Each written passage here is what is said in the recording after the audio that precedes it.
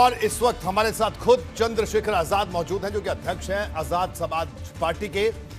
चंद्रशेखर आजाद, आपका स्वागत है एबीपी गंगा में।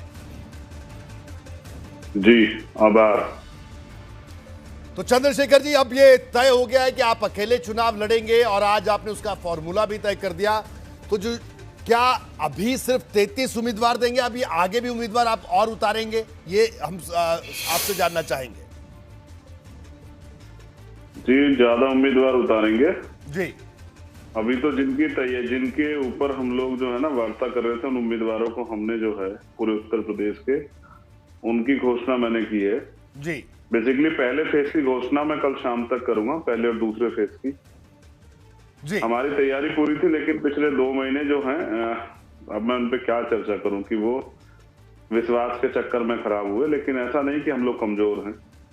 हम लोग पहली बार चुनाव में आए हैं, ईमानदार लोग हैं, संघर्ष करना जानते हैं, लड़ना, संघर्ष करना, हक के लिए आवाज उठाना और सरकार से ना झुकना, ये हमारी पहचान है। जी। तो मैं समझता हूँ चुनाव शुरू हो गया, चुनाव तो 2 महीने में खत्म भी हो जाएगा, लेकिन इसके बाद भी किसी की सरकार रहे, कुछ भी बने, लेकिन हमें तो अपने लोगों के लिए संघर्ष करना ही। चंद्रशेखर, क्योंकि अब तो तस्वीर लगभग साफ होती जा रही है, चुनावों की तारीखें भी नजदीक हैं, आप भी चुनाव लड़ेंगे क्या? क्योंकि ये सवाल सबके जहन में है। हाँ, मैंने ये बात जो है पार्टी कोर कमेटी के सामने आज ही अपना आवेदन देकर रखी कि अगर पार्टी इजाजत देगी तो मैं वहीं लड़ूंगा जहां मैंने तय किया था, उत्तर प्रदेश के वर्तमान मुख्यमंत्री जी के सामने, गोरखपुर। जी, लेकिन इसका फैसला कब तक हो जाएगा? उम्मीद है परसों शाम तक पहला फेज खत्म हो जाए। जैसे पहले फेज की लिस्ट आ जाएगी, उसके बाद क्योंकि छठे चरण में आज ही मीडिया के साथी ने बताया कि छठे चरण में, तो यूनिट्स तो वहां लग जाएगी। लेकिन मैं समझता हूं कि मेरे आवेदन पर फैसला शायद हो सकता है कि पहले चरण की नॉमिनेशन के बाद हो। चंद्रशेखर, मेरा अगला सवाल आपसे ये, क्योंकि ब्रेक से पहले मैंने आपसे 2 सवाल किए, अब सवाल ये कि आपने कहा कि कुछ सीटों पर आप प्रत्याशी नहीं उतारेंगे, यानी ये किसके खिलाफ आप अपना प्रत्याशी नहीं उतारेंगे? मैं चाहूंगा ये तस्वीर थोड़ी और साफ हो जाए। देखिए, मैंने कहा कि मेरी लड़ाई समाजवादी से नहीं, ना ही उस गठबंधन से। मैं तो उस गठबंधन का हिस्सा बनके भारतीय जनता पार्टी को रोकना चाहता हूं। किसी कारण से मैं वो नए समझौता नहीं हो पाया। तो मैं समझता हूं कि जो इम्पोर्टेंट लोग हैं, जो सामाजिक न्याय की लड़ाई जिन्होंने लड़ी है, और मैं जिनको अच्छा मानता हूं कि उनका सदन में रहना जरूरी है, जिसमें स्वामी प्रसाद मौर्य जी, ओपी राजभर जी, भाईजान चौधरी जी, शिवपाल यादव जी, ये सभी लोग रहने चाहिए। तो ऐसे सभी जो जिम्मेदार नेता हैं, उनके खिलाफ मैं प्रत्याशी नहीं उतारूंगा। ये मेरी पार्टी से मैंने रिक्वेस्ट की थी, उन्होंने इसका समर्थन किया है।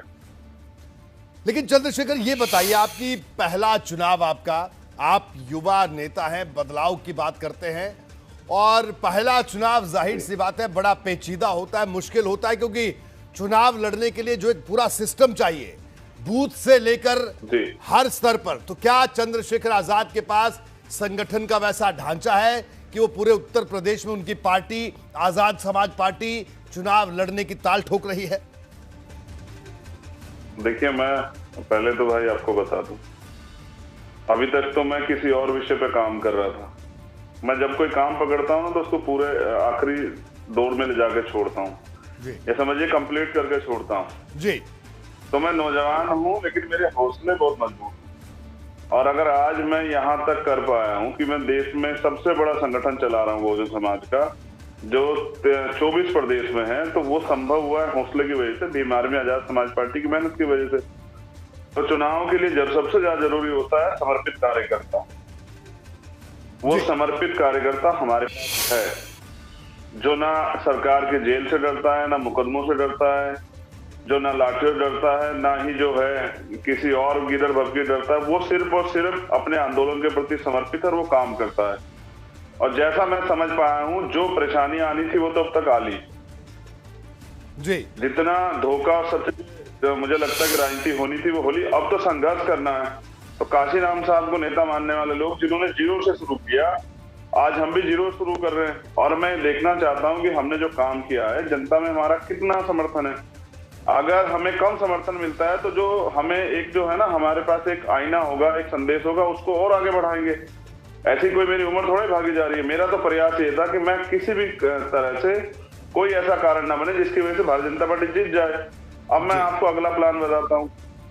जितनी भी छोटी छोटी पार्टियां जिनको बड़े बड़े स्थापित दलों नकार दे, मैं उन सबको इकट्ठा करूंगा और बहुजन समाज के लोगों का एक मोर्चा बनाऊंगा, उसका एक विकल्प बनाऊंगा। उस विकल्प में बहुत सारे जो जिम्मेदार लोग हैं, जो नकारे गए लोग हैं, उनको इकट्ठा करके जी और एक मैनिफेस्टो बनाऊंगा उन सबके मुद्दों का। उस मैनिफेस्टो के साथ मैं उतरूंगा और जनता से ये कहूंगा कि जो सरकारें आज वोट मांग रही हैं, जो आपको अपना विकल्प साबित कर रही है आज सरकार का, आपने उनका पहले भी कार्यकाल देखा है और ये सब लोग जो हैं इस कार्यकाल में अगर आप इनसे संतुष्ट हुए थे तो इनको बदलते क्यों? तो कब तक जो है आप इन नेताओं के भरोसे, जो सिर्फ वोट के समय आते हैं, इनके भरोसे रहेंगे? आप क्यों नहीं लड़ने वाले नेता चाहते? मैं लोगों से ये भी सवाल पूछूंगा, क्या युवाओं को जो उनके आपके घरों में बेटे हैं, जब आप उन पर भरोसा करते हैं कि ये हमारा भविष्य है, तो फिर आप युवाओं को मौका क्यों नहीं देना चाहते? तो मेरे सवाल है कि आप कैसे नेता चुनना चाहते हैं? इनको लेकर मैं जनता के बीच जाऊंगा और मुझे विश्वास है पिछले 5 साल में जनता ने झेला और कोरोना से लेकर तमाम जो समस्याएं थी सबके बीच में जनता ने झेला। अगर उनके बीच में बात होगी तो उनको ये एहसास होगा कि उनके बीच कौन खड़ा था। चंद्रशेखर, एक बात और, कि जितनी भी देखिए सियासी पार्टियां हैं वो अपना दमखम दिखाती है, जब रैली करते हैं, भीड़ दिखाते हैं, तो क्या चंद्रशेखर आजाद भी कोई ऐसा शक्ति प्रदर्शन करेंगे? हालांकि अभी तो रोक है रैलियों पर, जब कभी भी रोक खुलती है, जब कभी इच्छा होगी भीम आर्मी के लोगों की, वो तो जहां सड़क पे खड़े हो जाते हैं वहीं जो है ना रैली हो जाती है। और मैं तो सिर्फ उत्तर प्रदेश में, पूरे देश के किसी भी प्रदेश में रैली करने की हिम्मत रखता हूँ। देखिए, रैली से ज्यादा बुनियादी काम जो है ना, आप कल से मेरा काम देखिएगा। अभी तक तो मैं प्रयास कर रहा था, पार्टी ने जिम्मेदारियां दी थी। कल से हम जमीनी काम करेंगे। जो हमारा बूथ है, जो हमारा सेक्टर है, जो हमारी विधानसभा है, जो हमारा जिला है, उनके जरिए गांव गांव में मैंने एक प्रोग्राम चलाया था, अगर आपको याद हो जी, आपके चैनल में दिखाया था, साइकिल यात्रा चलाई थी। साइकिल के जरिए हमने संदेश दिया था कि सस्ते संसाधनों पे वंचित वर्ग के लोग, गरीब वर्ग के लोग भी अपनी सियासी हिस्सेदारी तय कर सकते हैं।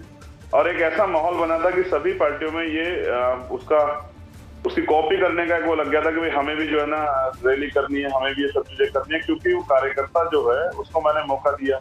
अभी पिछले 2 महीने से कार्यकर्ता मेरा इंतजार कर रहा था कि हम क्या करें, हम खाली बैठे हुए हैं। इस सरकार ने, वर्तमान सरकार, इतनी बेरोजगारी बढ़ाई है कि नौजवान तो परेशान है। तो वो सरकार को बदलना तो चाहते थे, लेकिन वो सरकार को बदलना इस तरह से चाहते थे कि जो सरकार आए उसमें उनके लोग जो है ना वो हिस्सेदारी और नीति बनाने काम करे। अब मैंने उनको समझा दिया कि भाई आपको लड़के ही सब कुछ मिलेगा, आप किसी के भरोसे ना रहें, आप मेहनत करें। आपने पहले खुद को साबित किया जिला पंचायत के चुनाव में, तब भी स्थापित दल ही थे। अब आपको दोबारा से और ज्यादा मेहनत करनी है, आप पे समय कम है। हाँ, ये तो मैं मानूंगा कि मेरा समय बर्बाद हुआ, लेकिन मैं बहुत कुछ सीख भी पाया। मैं सीख पाया कि अगर आप नौजवान हैं और गरीब परिवार से आते और खासकर आप दलित समाज से आते हैं, वंचित तबके से, तो समस्या है बहुत सारी।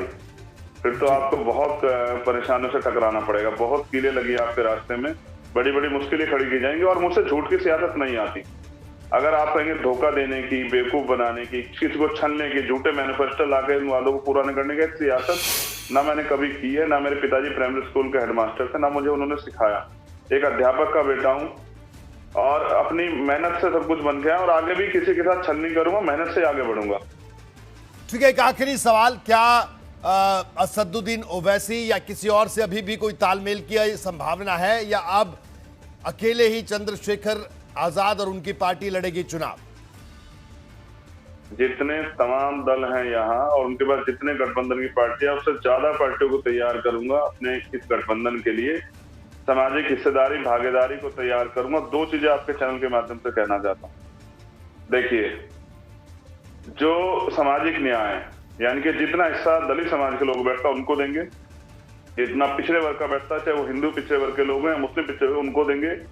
जितना एसटी का हिस्सा बैठता है आदिवासियों का, उतना उनको देंगे। और जितना माइनॉरिटी का बैठता है, चाहे उसमें मुस्लिम हो, जैन हो, सिख हो, बौद्ध पारसी, सबको टिकट देंगे, सबको मौका देंगे। दूसरा, मैं युवा हूँ जी। हमारे यहाँ कहावत है कि जो काले बाल वाले होते हैं ना, वही परिवर्तन की सोच रखते हैं जी। तो हम बदलाव की सोच रखते हैं और हम बदलाव करके दिखाएंगे। मैं समझता हूं कि युवा, अगर आज मैं ना लड़ता, कहीं आज मैं अगर हार जाता, तो देश के जो करोड़ों युवा जो हमसे उम्मीद रखते हैं, तो वो भी हार जाते। जब उनको लगता कि जब हमारा भाई नहीं कर सकता तो वो भी नहीं कर सकते। आज मैंने उनके रास्ते खोले हैं जी कि आइए मैदान में और खड़े हो जाइए अपने हक अधिकारों के लिए और मत घबराइए किसी से। ये तो धर्म युद्ध। एक बार याद है ना महाकाव्य में, जब हथियार नहीं उठाए अर्जुन ने जी अपने भाइयों के खिलाफ, लेकिन फिर भी लड़ना पड़ा ना। तो ये लड़ाई है। जब चुनाव खत्म हो जाएगा, मेरे किसी से बुरे रिश्ते नहीं है, लेकिन मैं अपने हक की लड़ाई तो लड़ूंगा और मैं स्वाभिमान सम्मान समझौता नहीं कर सकता। ये इसको आप मेरी कमी समझे या मेरी ताकत समझे। मैंने एटीट्यूड बड़ी मुश्किल से हासिल किया है। जब मैं 16 महीने जेल में रहा तब नहीं हारा, जब मैं 2 बार तिहाड़ गया तब नहीं हारा। मैंने कभी घुटने नहीं टेके, इतने मुकदमे मेरे ऊपर है, मेरी पीठ पे इतनी लाठियां पड़ी हैं। जब यहाँ CMP एनआरसी में कोई छू नहीं रहा था और गोलियां चली, तब चंद्रशेखर सबसे आगे खड़ा था। जब यहाँ ओबीसी पिछड़े वर्ग के लिए 69,000 शिक्षक भर्ती में घोटाला हुआ, तो 3 दिन मैं वहां सड़क पर पड़ा, जान की परवाह न करते उन बच्चों के बीच में जिनको लाठियां पड़ी। मुझे दर्द है। हाँ, मैं भावुक इंसान हूँ, लेकिन मैं धोखेबाज नहीं हूँ। ठीक है। और ये जो सब अवसर चल रहे हैं ना, मैं जब मैनिफेस्टो जारी करूंगा तो उसमें हर वर्ग के हितों की रक्षा की बात होगी और उसमें हम विकल्प बनाएंगे। मेरा वादा है, स्थापित दलों के सामने विकल्प बनाएंगे गरीबों का, और वो गरीबों का विकल्प जो है वो सियासत की धुरी को बदल देगा। और मैंने फिर कहा, लड़ाई, जैसे मैंने कहा था, शुरू में पूछा कि लड़ाई की भाजपा RSS से है जी तो जितने लोग हमारे जीत के आएंगे, अगर जरूरत पड़ेगी भाजपा के विरोधी पार्टियों को हमारी मदद की, तो बिना शर्त के समर्थन करेंगे। ये भी मेरा वादा है। ठीक है। तो चंद्रशेखर, अब आप अकेले एक नई राजनीति की शुरुआत आप करने वाले हैं, ये आपका दावा भी है। आपको शुभकामनाएं। आपका बहुत बहुत शुक्रिया।